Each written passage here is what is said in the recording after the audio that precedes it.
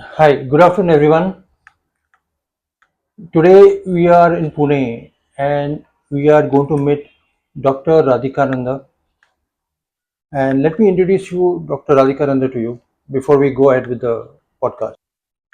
Now, Dr. Anuradha Dhaure, that is Dr. Radhikananda, is a spiritual leader and a philosophical thinker, popularly known as Swami Radhikananda.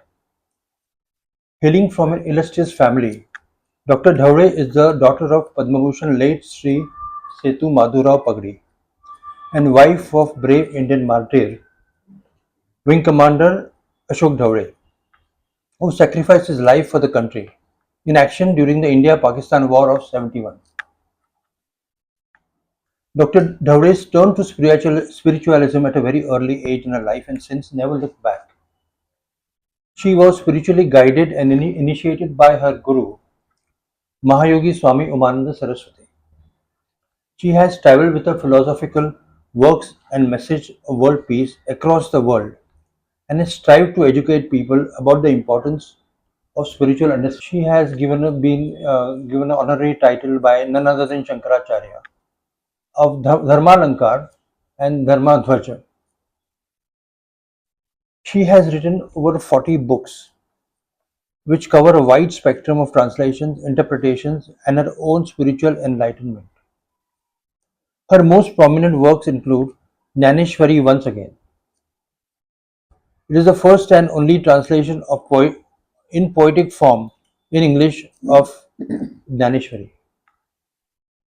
And she has also presented these her works to Dr. APJ Abdul Kalam and Sri Sushil Kumar Shinde and many such dignitaries all over India and overseas. She has been associated with MIT World Peace University Pune since 1996 and has delivered multiple lectures and papers on big forums there.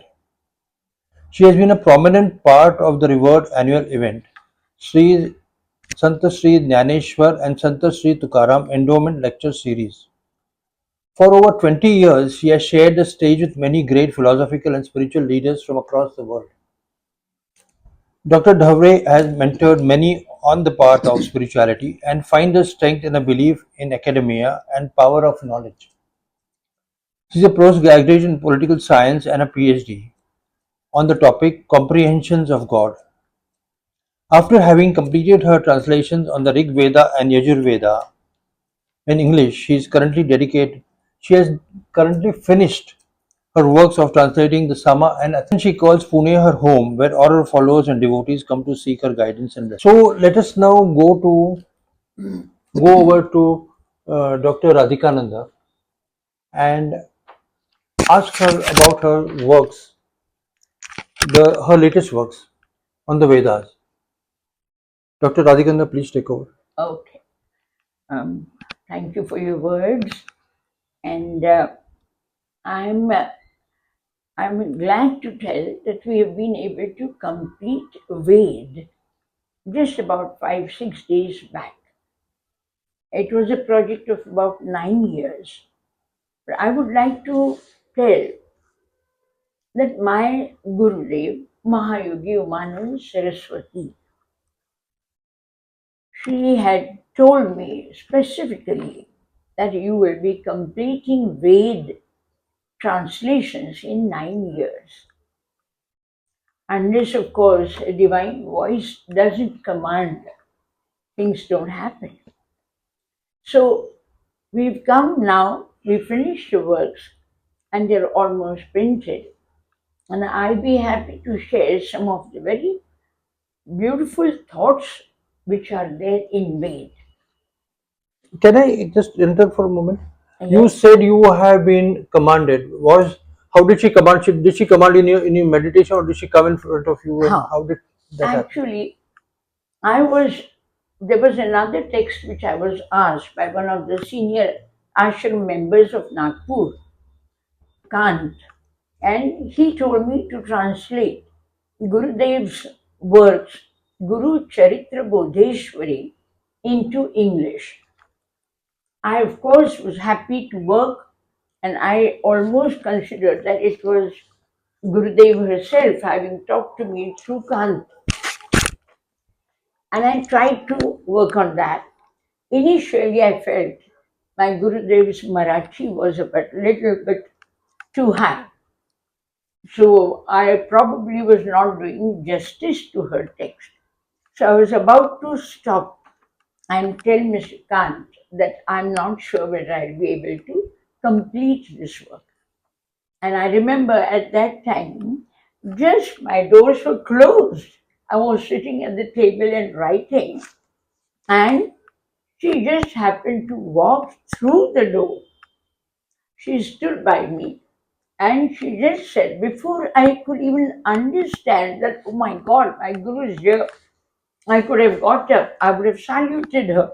But before anything happened, she just came, she said, do Guru Charitra Bodheshwari in 1 year and in 9 years translate Veda. And she vanished. And this was not the first time. Earlier, some time before that, she had also explained to me what is Brahma and what is Maya by coming out of the idol we have installed in our ashram. So these are some practical experiences which I have.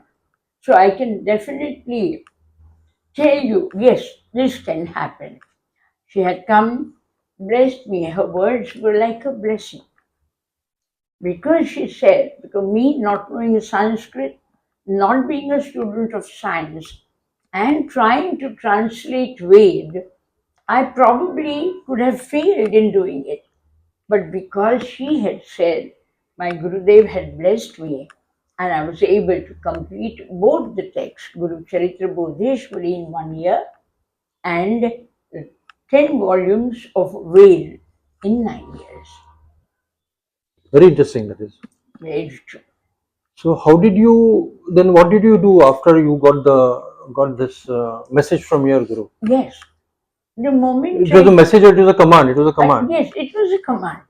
And first thing I did was I tried to find the correct translation in another language like Marathi or Hindi, which I could have used to make turn it into English. But some of the even Marathi scholars who had worked on it, uh, their language also was not very easy. And secondly, very few people have translated it. I think in English, I may come within first five or less, because after Griffith in 1800, I have not seen in English. They must be in other languages like Bhimrao Kulkarni. He has done it in Marathi, and it was his works which I felt on reading that probably I would be able to translate that, and the work began. I came, I was able to do it, and now it's almost 9 years complete. Yes. Now we are in 2026. So Yes. for the last 9 years, you have been Yes, working on the Veda. working on it. Okay. And so after 1800s, something in 1800s, you are the second person to attempt to translate the complete works. I could be, I'm not very sure whether all of them have done it in English and if all four Ved have been done in English. But even if it is within first five names, I think I'll be very happy. Yes, ma'am. Okay. Now, Ved means knowledge itself.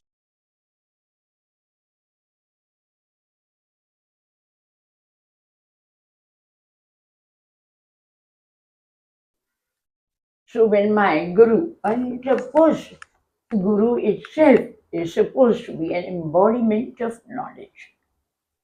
So I had developed a passion to writing, translating earlier two books, Bhagavad Gita as well as Jnaneshwari.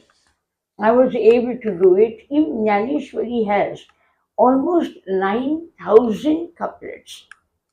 So somewhere with the basic preparation, I think my Gurudev must have seen me, observed me, and then probably she must have felt that I would be able to do Veda. And thank God, I tried it, and let's say succeeded in having the volumes. And now it is a sacred literature.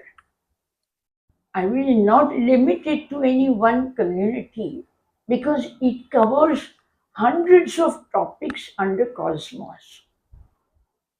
And it is the text original texts are in Sanskrit.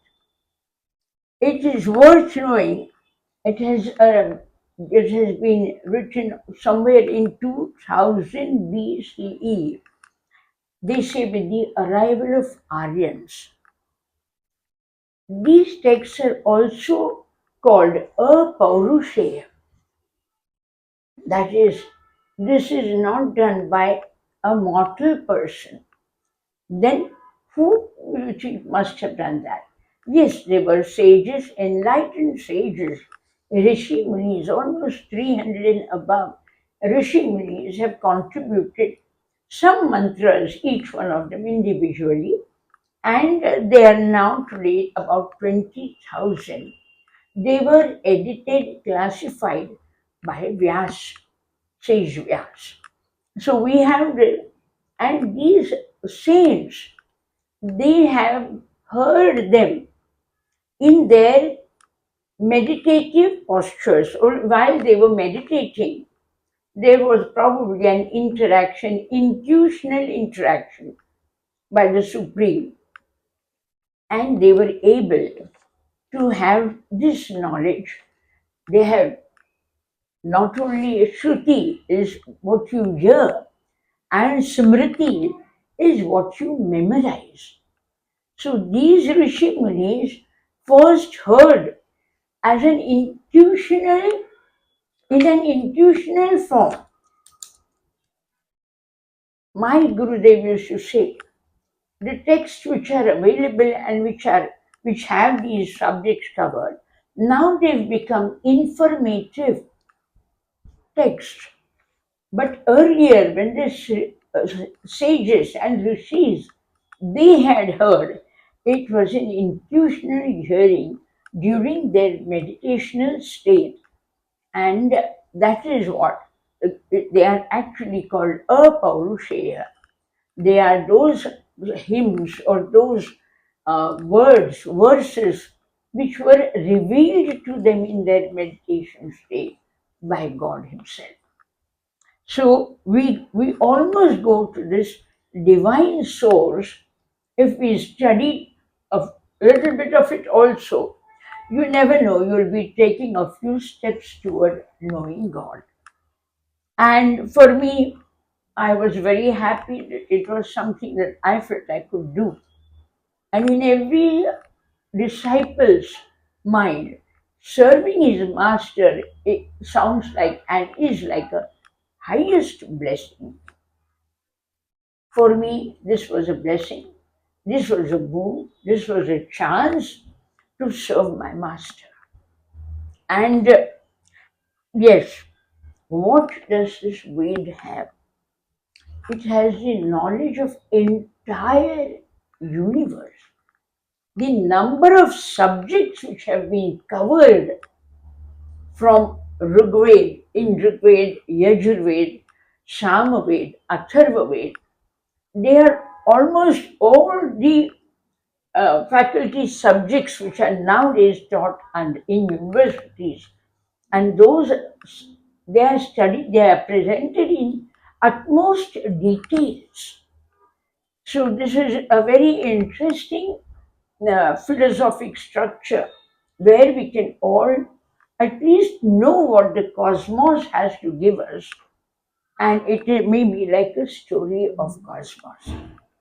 Now, there is one very good thing about uh, this knowledge, this Ved, but they were normally hymns which were heard and said, and they were picked up by the students, so it was from one voice to the other. Now, what was so great about this? Why was the chanting required? I am very surprised and very so this particular sentence triggered into me all the exact way how a cosmos must have got born. It says Veda's chanting regenerates cosmos.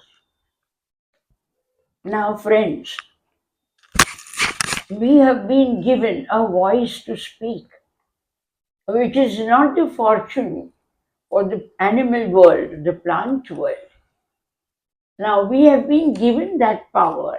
What is the best work done out of speech?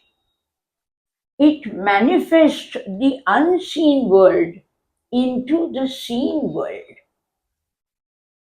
Now there were 4,000 years ago, the cows were there, the grass was there, and the cows used to graze on grass.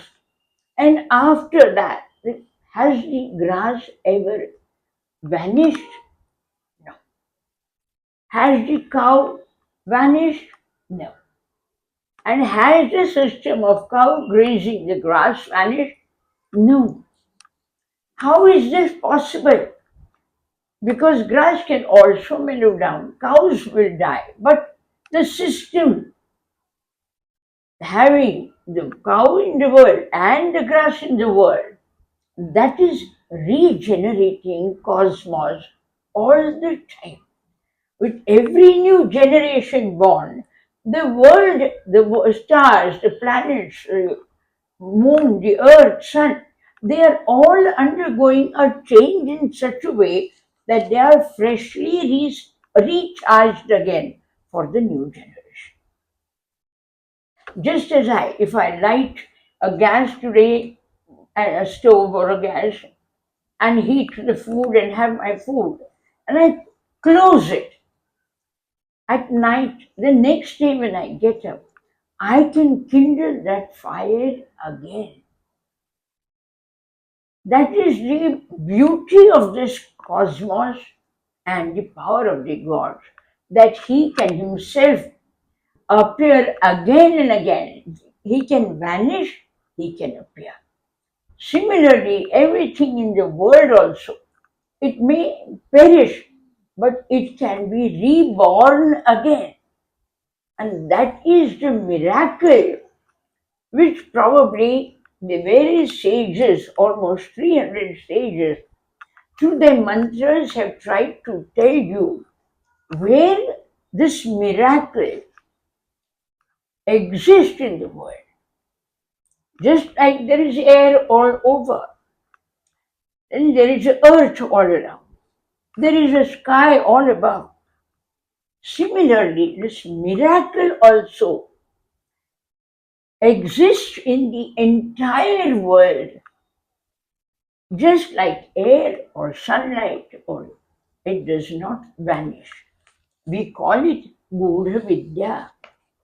We call it supreme power. We call it Adi Shakti. And because it is so beautifully covering the entire cosmos, it so happens that if at all my ancestors have enjoyed a certain pattern of life, it is available today too. My ancestors have passed on, but the system continues. Every new generation gets a chance to know the cosmos on one-to-one basis. That is the beautiful, miraculous power which this Supreme has, and this knowledge is imbibed in Veda. It is not for any particular one community or one thought or one mindset. No, it is available, freely available to thousands and thousands and thousands of people. This knowledge is available. And these were the inspirational, innovational things which have the Rishi Munis heard in meditation, and they were very wise enough to pass it on. Later, some of us, like today, I have tried to and put it in today's language, because the knowledge is worth its weight in gold. There are four Vedas. These four Vedas, Rigveda, first one, it talks about the family of God, the power of God, his lifestyle, his living, his appearing, manifesting, whatever you call it. And this is an immortal world. It is a world of Advait. There we hear hundreds of words we hear. Example, we may hear the word knowledge itself. Now, we are living in two worlds. One is God's world and one is mortal's world. What is the difference? In God's world, there is no duality, and here in our world, we need it to be dual or manifested. For example, when I take the word knowledge, and now I want to experience it, I want to hear about it, I want to read about it, because just knowing the word knowledge is not going to give me complete on about knowledge. Then what will I need to know about it? It has to manifest in some form like a book, or it can be imparted by a wise person to me. In our world, it has to manifest. We are in Dvait world. If I have to go to a Dvait world, I have to leave the form. And if God has to come here, He has to put on a form. And therefore, Vedas are nothing. Ved, V-E-D. Turn it round, D-E-V. It is God again. So you have worked on these. You're working on the language. You're working on the different words that are there in the, and you're actually researching the whole. It's a whole new research for you, Correct. and it's Correct. going to be a whole new research for the every reader. Correct. That is because you have to, the knowledge has to be correctly understood. It should not become a victim of various prejudices or various, because it's just knowledge of the universe. It's the knowledge of the supreme power. It is the knowledge of the jiva, you and me. So it has to be known by all those who want to get enlightened in life. It is a very important objective, one of the four objectives of Hinduism, let's understand. It is dharma, artha, kam, and moksha. Dharma is you earn rightly. Artha is, yes, you earn whatever you want. Prosperity is given to us as a blessing. God Himself asks you in Yajurveda, make progress, earn wealth. Third is calm, fulfill all your desires, fulfill all your desires. And then finally is moksha, that is salvation. Okay. So these are the four things, and then we are out of this knowledge. Once you get enlightened, yes, you will try and you will start knowing what is intuition, what is the voice of God, when does it interfere in your life, how does it guide you. These are all things to be experienced. And as you try to gain that knowledge, it also becomes a sort of a sharing or understanding the various powers of God. And here we have knowledge which is orally passed by Guru Shishya. Today is luckily found in text, in some form of text. Now that is a higher progress where you can put the books in e-book style or whatever. Yeah, we have become very. We are working on Yes. different. And one more thing I would like to tell. There are 20,000 mantras. They are called richas. They are called sutra. They are called hymns. And those 20,000, I'm going to now start trying to group them in 200 richas every time and try to pass on whatever little I have understood like a bird's eye view. So, So this is going to be a different. We are going to do a different yes, video. We are going to do some different videos. yes, This is just an introduction video that we are doing. right. We are trying to introduce the Vedas to you, Hmm. and we may go on to one more episode on the Vedas. Let us complete this video with a small with a few statements. Yes, definitely, definitely. Then you have here these Vedas itself, they are divided into four types. Types. A hymn can be a prayer, a hymn can be a song, it can be a praise. Rig means praise, praising the deities.